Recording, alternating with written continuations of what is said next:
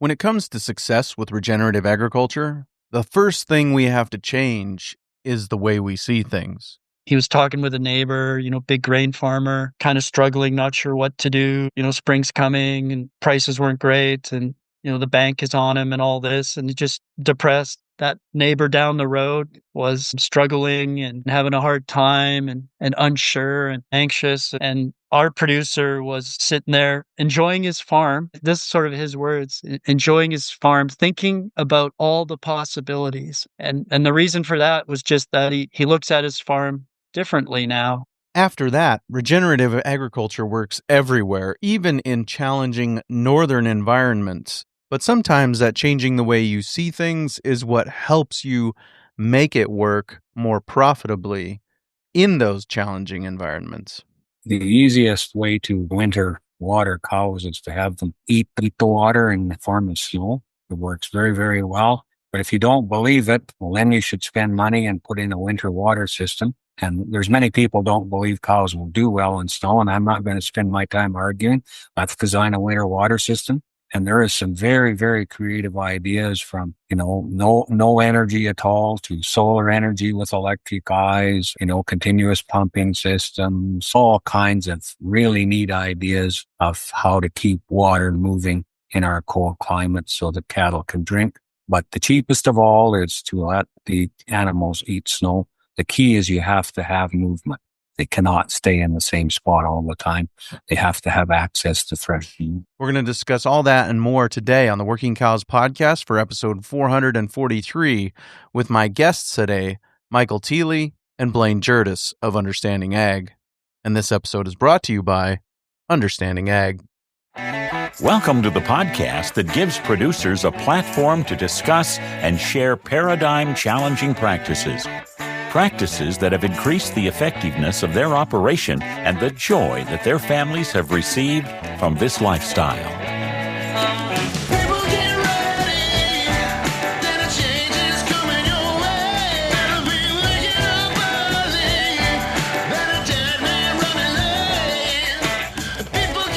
Howdy, everybody. This is Clay Connery, host of the Working Cows podcast, recorded exclusively in the Understanding Ag studios. Very excited to be joined today by a couple of members from the team at Understanding Ag, Michael Thiele and Blain Hjertaas, and we're going to talk to them about making regenerative agriculture work in northern environments. They are both from Canada, Manitoba, and Saskatchewan, and they have been doing it there successfully, and not only doing it, but also coaching and helping others get started and obtain success themselves with regenerative agriculture. So we'll talk to them about that right after this word from our sponsor today, Understanding Ag. As farmers and ranchers, we've all heard pitches from ag consultants about the next great new product that will increase our yields, pounds, or animal performance. And each of those silver bullets comes with a price tag that you pay year after year, taking more money out of your pockets and putting it into someone else's. Our friends at Understanding Ag aren't out to sell you anything, but the knowledge to grow healthier soils, plants, animals, and profits. Their goal is to help you become your own best manager, a short-term client, but a long-term friend and partner on the road to regeneration. If you're still waiting for that next year that's going to be better, maybe it's time you give Understanding Ag a call. Check them out at understandingag.com. I know you'll be glad you did. Blain, Michael, thanks for joining me today on the Working Cows podcast. Yeah, glad to be here. Nice to be here today. Thanks for the invite, Clay. Yeah, and talking about does Regen Ag work in the north? So just how far north are we talking here? I guess we should maybe start by establishing that. Well, I'll take at yeah, the captain.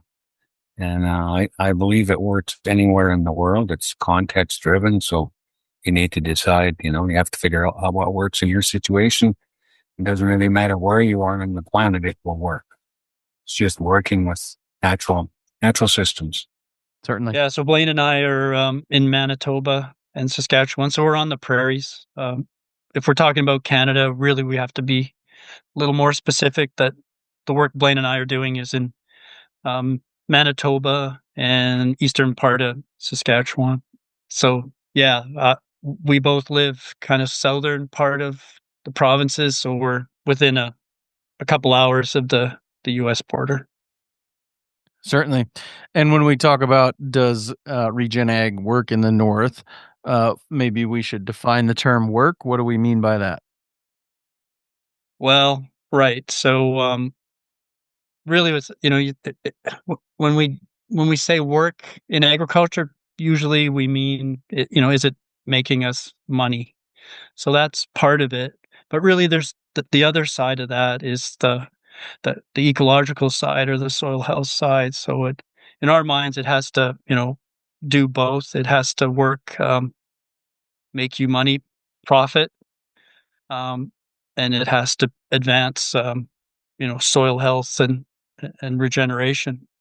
And when we start to talk about regen ag, then we're talking about not just regeneration of soil, but regeneration of the farm and the farm family and communities. So it's been wonderful to be a part of that and to work with these farms and farm families and to see them grow and change has been a real honor.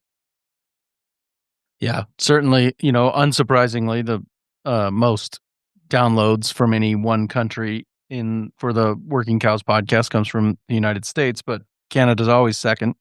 There are a lot of people there that are paying attention, but I think that as we think about the majority of the audience being south of the Canadian border and really Texas actually is the state that downloads the podcast the most. And so I think a lot of times there's that perspective of, well, north of me, it's colder, shorter growing seasons, more snow maybe depending on the year, and just all these, we're talking understanding ag here today, all these compounding and cascading challenges that seem to be stacked up against producers in environments north of us. And I'm not immune to that way of thinking, as I'm in South Dakota and start to think about people north of me and some of those challenges. So can you just talk to me about some of the challenges as you see it, but then also kind of the way that you guys have gone about working in the context that you find yourselves in? I guess one of the things that, we do have long winters, but we also have the same amount of sunlight as at the equator. So all our sunlight comes in May, June, and July, which is the growing season. And so that gives us a huge advantage over someone farming in southern climates. And so that's our unfair advantage, I guess. So people that come up here, they cannot believe the length of days we have this time of year, plus how fast plants grow. So we can grow things here within 100 days that, probably in Texas would take 130 or 140 days to grow the same plant. So Mother Nature just, she knows that we're further north, so things have to go quicker, and so we just have to understand that and adapt our farming styles to make that kind of thing happen. Yeah, for sure. And I hear that a lot from people in Canada specifically about the longer days in the growing season and that being a helpful advantage. How does that change your approach? How does that affect the way that you go about managing the different opportunities that you have? I guess I would say that it's normal for us. I don't know if we change anything. It's just the way we've always lived here, I guess. So to us, it's normal. But I suppose somebody coming, somebody from Texas was going to start farming here. One of the things that would happen really quickly is that they would learn that seeding dates are critical. Frost-free periods are critical. And so you don't seed in July, you seed in May here. If you have bad weather, inclement weather, that creates big challenges. And then you have to change what you're going to do. You have to go to a shorter season crop or maybe wait and sow a winter annual. And if you can't get your spring seeded crop in because it will not mature in time. So I guess we're just very aware of that 120 kind of frost-free period. And, that's just part of our context, and we just know how to deal with that. Sure. Yeah, I'd add to that, our frost-free period. One of the jokes up here is we, have a 100-day growing season, 100 days frost-free, just not sometimes all in a row. We do get late frosts or early frosts. But if you think about, so we have to pack a lot of growing, a lot of life, a lot of, ecosystem into 100 days. So if you think about it in the context of the soil health principles, one of them being keep a green plant growing as long as possible. We need to get things green as soon as possible and keep it green and build a system around, that principle of that the only way, if you think about that green plant is photosynthesizing, converting solar energy into carbohydrate that either produces grain or grass.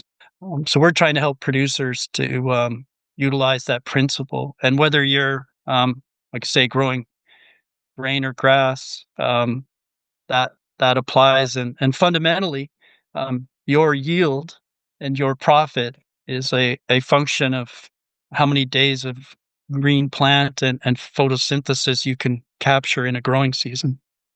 Just one more point on that, Clay, is that we've used the 120 days a couple of times here, Michael and myself.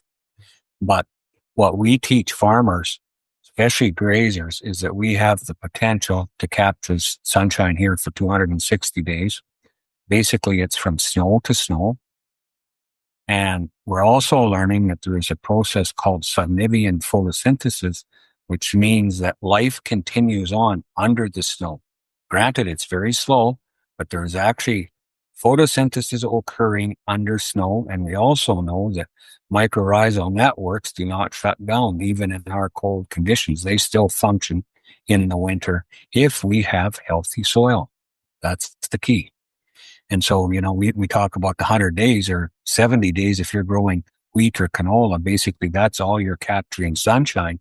And so what we're doing in the regenerative movement is trying to get guys to understand that and figure out what else they can grow either before, during a relay, or after the 70-day crop to lengthen out that growing season. So we're capturing more sunshine and feeding more microbes. That's how we'll build soil health.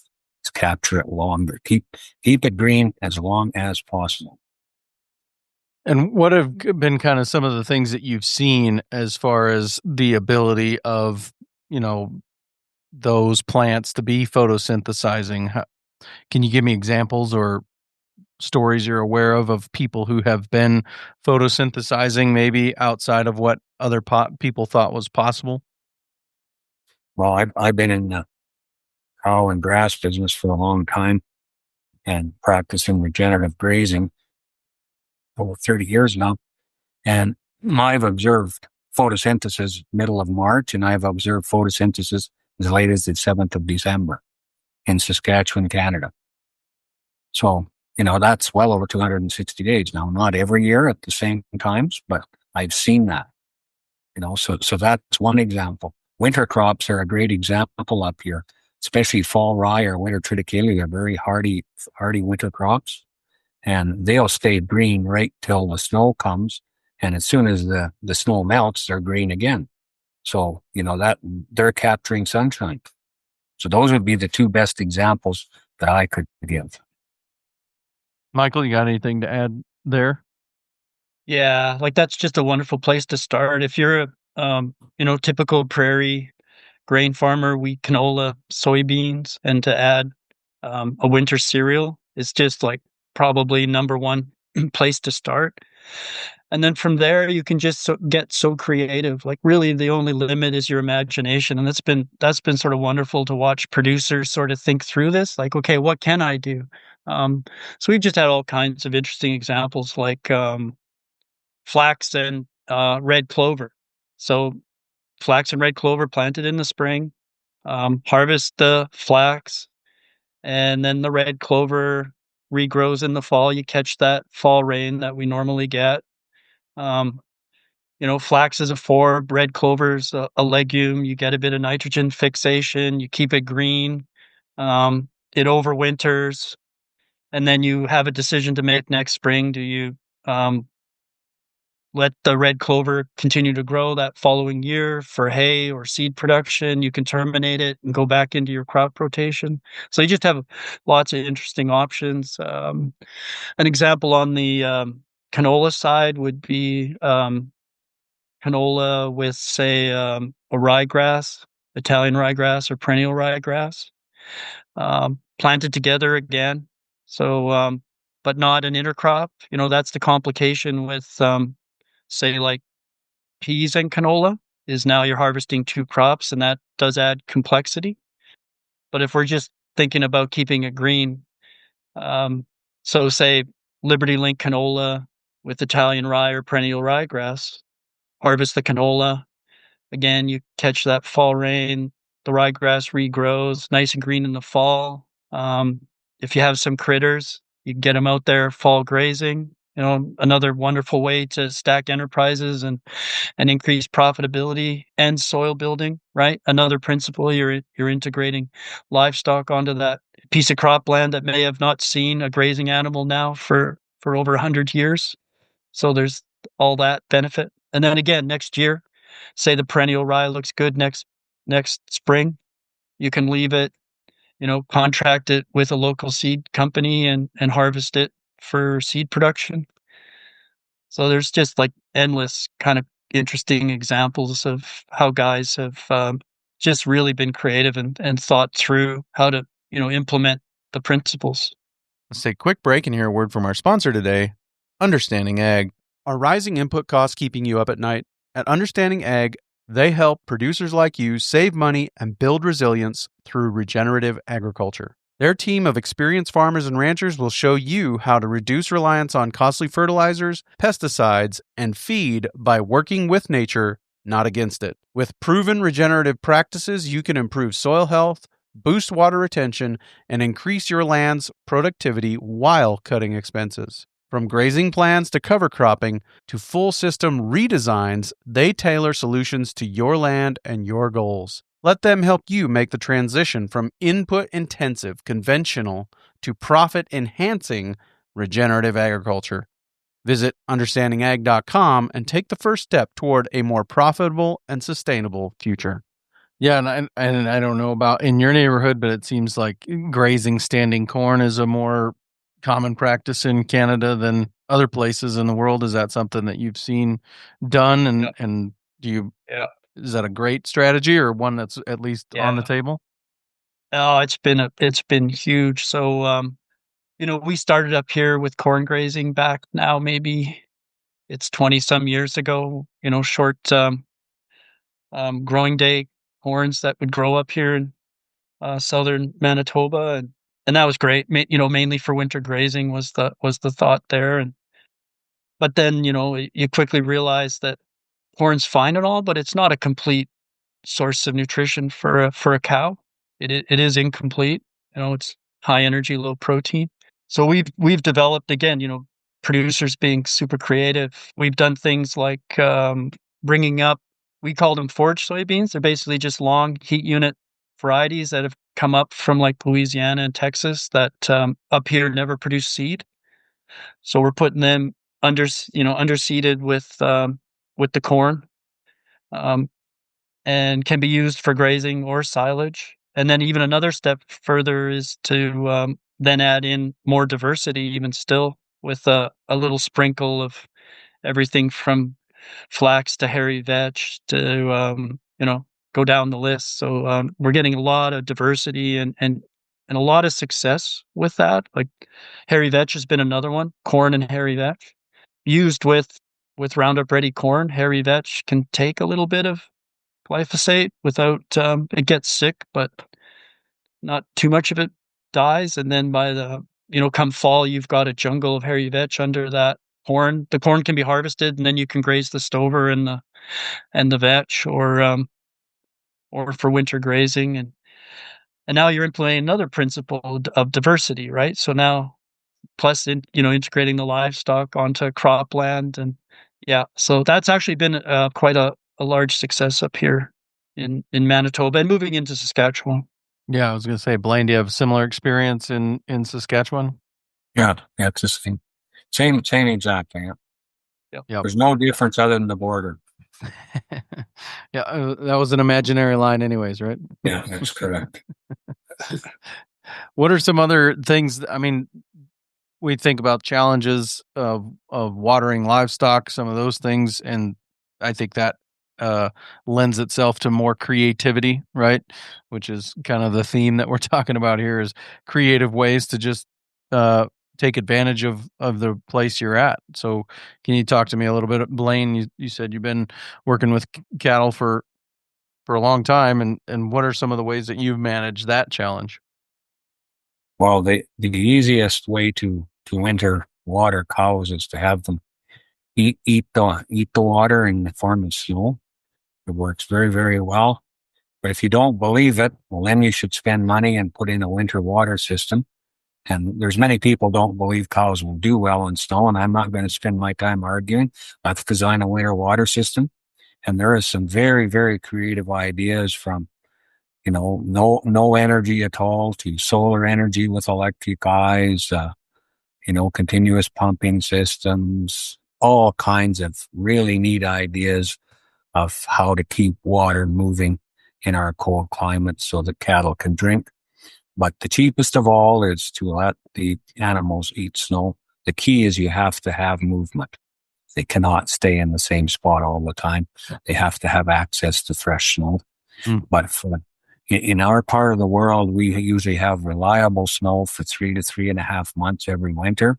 Occasionally on the shoulder seasons, late November, early March, you may get caught where the snow gets totally iced up, and you may have to haul water for a few days until spring truly comes or winter truly comes and the snow appears. But usually it's pretty darn reliable. Out of the number of years I've done it, I can only count on my hand a few times that I've ever had to haul water. How frequently are you talking about moving them when you're trying to keep fresh snow? Well, it would depend on how many cattle and the size of the area. But once the cattle step on it, then it freezes down. And so then that makes it much more difficult. So as long as, they have new areas to walk into to collect snow, then it works just fine. You just can't have 1,000 head on a very small area and expect that to work. That will be a disaster. You have to, most people are moving anyway for bale grazing or swath grazing or whatever type of feeding system they're doing. So the cattle are always moving ahead, whether, chaff piles or any of these ways of feeding cattle.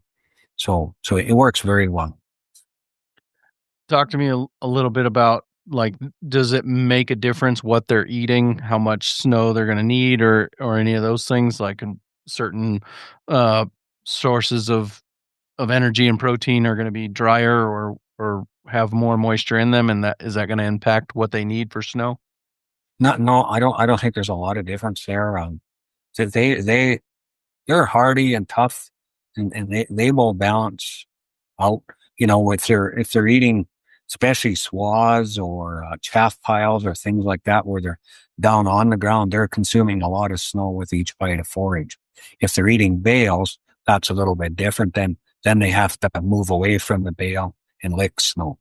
And you'll see that if you're bale grazing, you'll see the cattle off a ways and they're just standing there licking snow, and they do just perfectly fine. You just keep that in mind when you're building those paddocks, that, hey, they're on these bales, they need some extra area that doesn't have bales on it that they can get to with snow. Yes, that's correct. Yep. Michael, anything to add there as far as water is concerned? Mentioned chaff pile grazing. It may be interesting just to explain that a little more. So we have producers now that say they're growing oats, spring seeded annual crop. They underseed it with a winter triticale or fall rye, both seeded in the spring together. Harvest the oats, and when they're harvesting the oats, they have a bunch piler on the back of the combine. It's a very simple unit. It's just weighted with a lever. The chaff and the straw kind of piles up, and when it reaches a certain weight, it just dumps, and then you get a little pile behind the combine. So when the combine's done, when harvest is done, there's a bunch of little chaff piles out in that field. And if you think about just the chaff, it's high quality, and and you're now bunching up the weed seeds. If you think about one of the issues with how we harvest crops right now, we're blowing the weed seeds, whatever goes into that combine. Those weed seeds get blown across the countryside. Like, we're actually doing the weeds a service by spreading them. Whereas if you put them in the bunch piles now, the cows consume them. Some of them, go through the gut and are destroyed and are no longer viable. And they're a source, they're also now a source of feed. You're making money, whereas chaff otherwise is just kind of something you're trying to get rid of. It's just a pain. And then, the fall rye or winter triticale regrows after harvest, and you get the cows out there. They have something green to graze, plus the chaff piles. And it's just been a super effective way, again, to get livestock out on the land that otherwise wouldn't have seen a grazing animal in a long time. Plus, you're utilizing a source that otherwise is more just a cost, and now you're making money growing beef. So that's using the waste of one Yeah. enterprise and feeding it to another one. So that's just incredibly profitable when you do that. And also nutrient cycling through the cow back onto the land in a way that's beneficial. That's right. Yep. So just I think understanding ag would call that a compounding, cascading effect.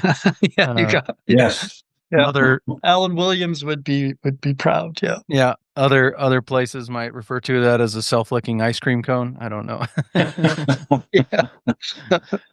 So, but good anyways. Do you think that there is one particular principle of soil health or rule of adaptive stewardship or ecosystem process that's particularly in need of attention when we talk about managing in the North? I wouldn't say one. I would say all. I think they're all equally important. I think you run into trouble when you start to say, well, I'm just going to focus on this one thing. Certainly, but we have to look at it as a holistic system, and we have to manage everything. Right. Are there any that are particularly challenging, I guess maybe is a better way to ask it? Well, maybe I just start by saying that you have to have the mindset that you're trying to build a system. So take your typical prairie grain farmer again, wheat, canola, soybean rotation, and they would say, well, I have a system. And I don't mean to pick on them, I'm just trying to make a point, is that that is not necessarily a system. For example, if you look at just no-till or zero-till, in the context of the principles, what principles does that meet? Minimizing disturbance. Okay, you're minimizing soil disturbance, tillage. That's great. You're keeping the ground covered, soil armor. Excellent. But really, the other principles, not so much, typically.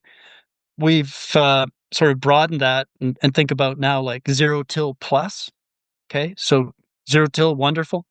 But zero-till plus all the principles, zero-till plus cover crop, zero-till plus trying to keep it green longer, more diversity, integrate livestock, all of it. So building that system is, and that's of course where it come back to mindset, and it's difficult to kind of wrap your head around that and I had to go through my own kind of reprogramming to understand that. So, for example, if you look at a lot of zero-till fields that have been no-till for a long time, 30, 40 years, they're not actually that impressive. And guys that we're working with, they're like, well, okay, what's going on? They're a bit disappointed when they finally get out there and start digging around. Lack of aggregation, poor water infiltration. No, that rich earthy smell is not there. When you do, say, a PLFA test, there's not a lot of soil biology activity, and you'd be like, well, why? Because I'm doing no-till, I'm keeping the ground covered, it's not blowing away, it's not washing away, but you're not keeping it green long enough to pump enough carbon back into that system to rebuild the soil carbon and feed the biology and rebuild aggregation, which now increases water infiltration. So you can start to see how it's all interconnected. But if I was a prairie grain farmer and, kind of regen curious, where would I start? It would be with keeping it green longer, for sure. And just getting that, say, winter cereal, start with that. And then next would be think about how you could start to reduce nitrogen fertilizer. And there's some good opportunities up here in Canada right now with programs and funding available to help guys start to go down that path and figure it out on their own. One of the things we're really push is sure, try something. You've got a problem and it's like, hey, Mike, what should I do? Our job is to not tell producers what to do, but to help them figure it out and then test it. Do a check strip. Like, so the nitrogen example, do your full rate that you normally do, but do a half rate and a zero rate. And then don't just do yield, do profit and figure it out. I did a presentation at the U of M, University of Manitoba, back about a year ago, and the student asked me the question, it's like, oh, Mike, you talk about like trade-offs and this and that, and it's like, so what's the trade-off with regenerative ag? And I didn't have a good answer that day, but it really is sort of thinking all these things through, but it's the complexity that can be a challenge, because there is more to think about, and like, say, intercropping as an example of adding complexity is there's lots of good reasons to do that, but the complexity is sewing two things together, dealing with weed control because you have maybe less options with herbicides. You have to separate those two crops, complexity. So part of our job too is to, try to make it work up here, is to help guys move through that complexity step by step without, biting off too much too quick. Yeah, no, that is helpful. Can you give me some examples of these scenarios where you've helped guys walk through some of these steps? I think both of you said that you've been working together with different groups of producers since like 2019, and just kind of some examples of what is the need. Are you in a context where there's a lack of fence and water infrastructure around a lot of these row crop fields, and you're helping people at that level? Is that true in your neighborhood? There's thousands of acres up here with no fences at all. Absolutely. Yeah. But I guess, for a couple of specific examples, I can think of one producer we've worked with that, we showed him how to graze. He had cows and he's grazed his whole life, but he's never seen managed grazing before. And so we got him to understand the principles of that. And he began to move cattle across his landscape. And he just couldn't believe how easy it was, first of all, how much more grass he grew, and how he could see his land changing within a couple of years. And I guess the comment he makes is that, you guys put the fun back in farming. Well, to me, that's pretty powerful. That all of a sudden he's having fun doing this again. And I think we've missed that. We get our noses to the grindstone and it becomes drudgery almost. And I think we need to, the word agriculture, half of the word is culture. And I think we've really missed, the part of having fun, having our families want to be around it, having our grandchildren come back to the farm. Those are things that, are absolutely critical to success. And we've kind of lost that in our industrial approach to agriculture. And so I think that's one of the beauties of regeneration, is that we are starting to put, the importance of people and culture back into the farming systems. Plus, we're making profit. Plus, we're doing all the other good things for eco goods and ecosystem services and goods. That's just phenomenal. So it's a win-win for everyone in society. Plus, for us as farmers, and it's great. That's one of the you things. Mentioned. Go ahead, Michael. Oh, you mentioned, Clay, that we've been working with producers since 19, and maybe it's worth just quickly mentioning that's a project that was started with Understanding Ag and funding from General Mills. So General Mills, a big food company, they're looking in on agriculture and wanting to help be part of the solution. So they had us start working with 45 farms across Manitoba, eastern Saskatchewan, and a few farms in North Dakota, kind of up against the Canadian border.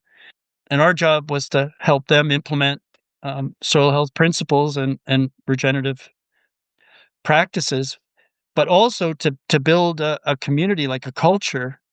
So part of what our job has been, maybe, if we've had one big success, is to bring those producers and those families, those farms together, where they're now solving problems on their own, and they're leading the way. We're learning from them because they're out there doing it every day. Our job, Blain sort of uses the analogies, we're like bees that buzz around and pollinate all these farms now, and so that's been, an honor Well, for us Michael, to we're the ones that we're the bees that run around. We pick up all the good ideas and share them.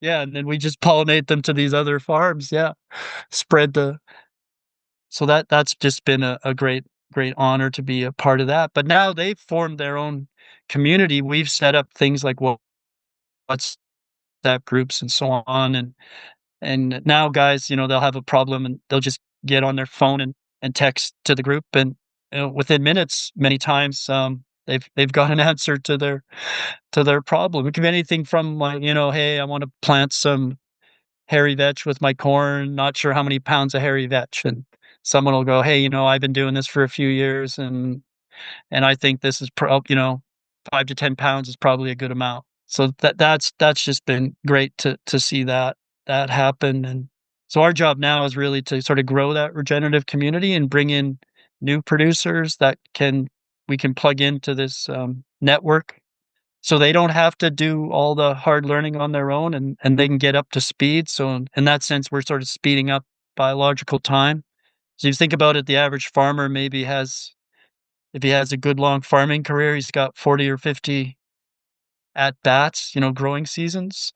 That's not really a whole lot. But if you multiply that by 40 or 50 producers in a little network, that speeds things up a lot. So we've learned a great deal in just a short period of time. Yeah, Yes, that goes. another Go ahead, Blain. analogy, Clay, is sort of think of it like we took a stone and threw it into the puddle, and the ripples are starting to move out from that first little splash. And that's the power of regeneration. Pretty soon, the whole pond is going to be covered, but it'll take a while. But it's expanding, and that's, how fast it goes is irrelevant as long as we're going in the right direction. Yeah, and earlier on, one of you mentioned just that idea of regenerating people, regenerating relationships, regenerating communities. And, that's the first step, is to regenerate the circle closest to you. And so if you've got this network of other people who are in the farming world and they're doing it, and you can develop those connections within that, and then each of you also has a neighborhood of influence that can also benefit from this regeneration and be impacted by it, and then it continues to grow and grow, and that's just an encouraging place to be, right?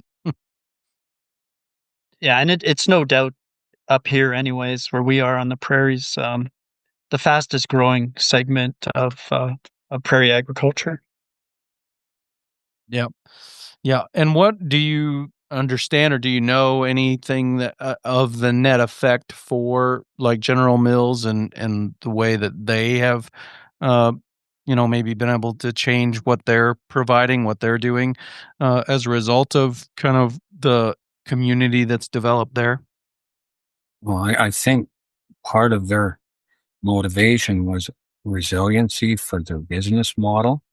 If you depend on a model that needs oats going into a plant every single day and Cheerios coming out the other end, all of a sudden you have a major drought or flood or whatever kind of conditions that, climate change is creating, more extremes all the time. If that business model or the oat production fails, your business doesn't look very good.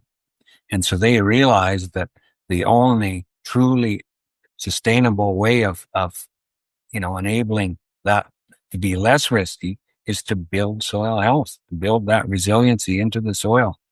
And so they were willing to invest the money to do this kind of pilot project to see if it would be successful.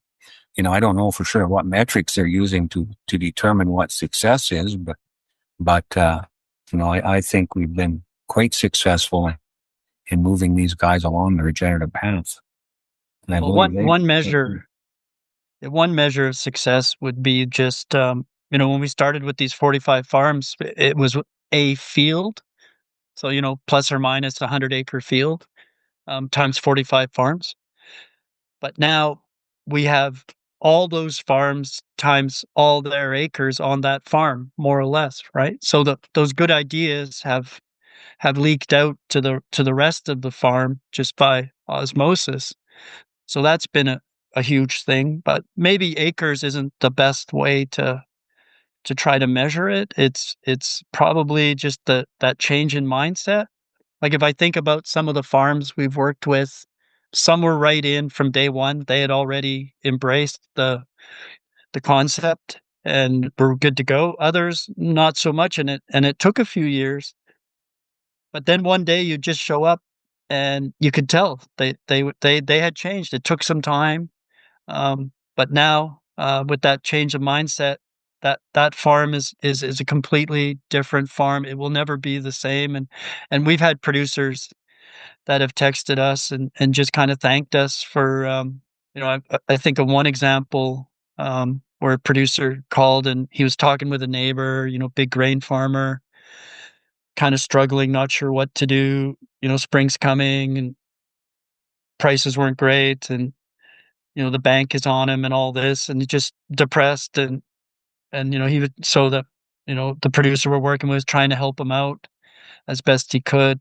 And then he texted me afterwards, and it was just like a total different mindset. That neighbor down the road was struggling and having a hard time and unsure and anxious, and our producer was sitting there enjoying his farm. This is sort of his words: enjoying his farm, thinking about all the possibilities. And the reason for that was just that he looks at his farm differently now. Does that mean suddenly his life is perfect and no, of course not. But he's able to kind of think through and solve problems, and that and that gives him like a positive sense of control over the future of his farm. Yeah, no, that's a great place to be, and yeah, exactly. Yeah, and maybe a great place to end. I don't know.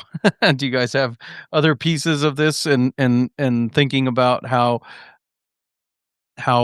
regenerative agriculture works in the North that you think really need to be included here?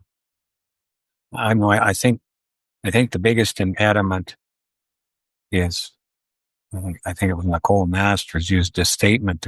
There's two areas of compaction on a farm, the one in the soil and the one from here to here. And it's between the ear one is the hardest one to fix. And once we get through and the farmer begins to understand the why of the principles, then we go ahead. But until that happens, it's very, very difficult to make progress. He may plant a cover crop because he could get a government program or something like that to get, $30 or $40 an acre, and he'll do it for 2 years. And when the government program stops, he stops. He didn't get it yet. And so we have to keep working and get them to understand the why. And that's very difficult. I think I should have studied psychology instead of agriculture. It would have been maybe more useful. Yeah, no, I understand that for sure. Very good. Anything else, Michael? Maybe just to summarize is that, like we said at the beginning, the principles work everywhere, and it's, if you think about it very simply, every farm everywhere in the world works with the same basic things: soil, rain, sun, plants, and animals.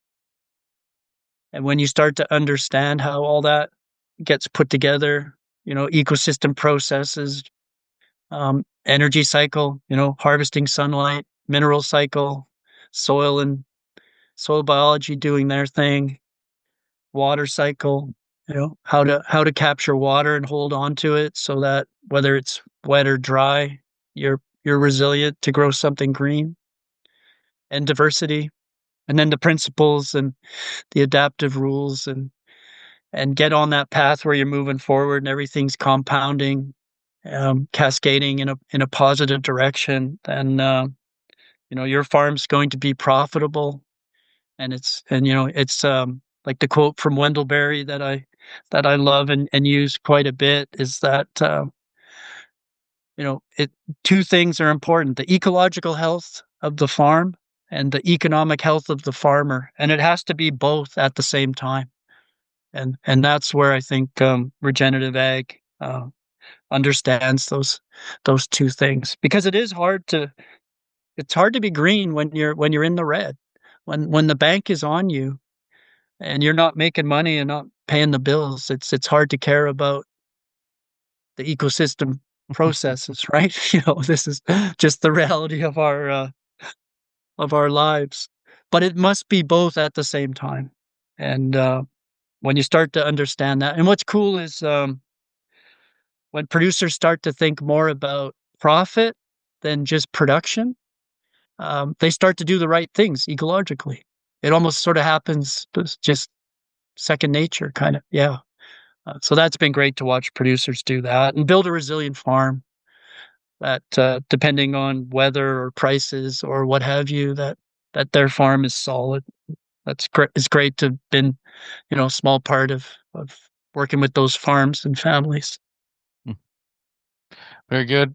Michael, Blain, thanks for your time today. Thank you very much for the opportunity.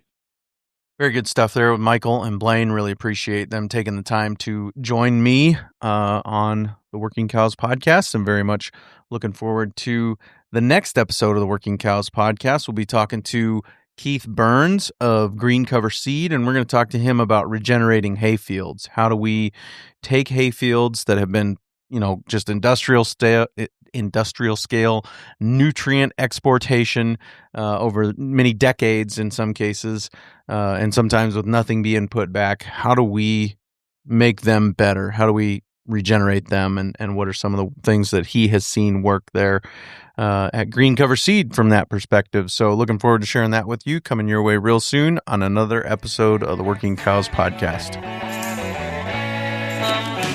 We invite you to visit workingcows.net to subscribe to the show via iTunes or Stitcher. You'll also find detailed show notes pages, resources from our guests, and the industry leaders who have influenced them. For more ideas on putting your cows to work for you in a more profitable way, tune in next week.